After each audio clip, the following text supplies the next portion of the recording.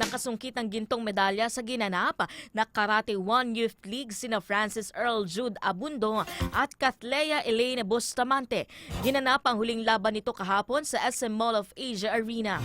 Bagong 13th birthday ni Abundo, nakalaban niya ang representative ng Brunei na si Azli Khairi bin Wan Zoraimi at liyamado ito sa score na 7-0 sa 14 under male kumite 40 kg.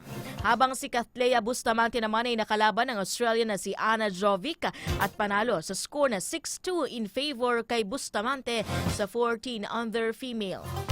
Si Abundo ay grade 7 student mula Las Piñas, habang si Bustamante naman ay grade 7 student din mula naman sa Notre Dame University sa General Santos City.